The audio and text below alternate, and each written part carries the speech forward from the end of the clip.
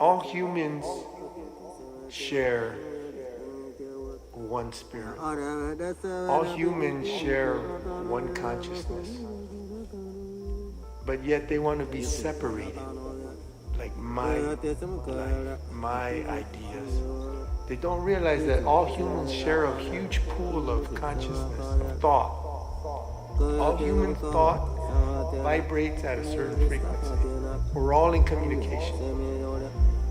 You know, when you exhale, I breathe the air you breathe. We're all together, really.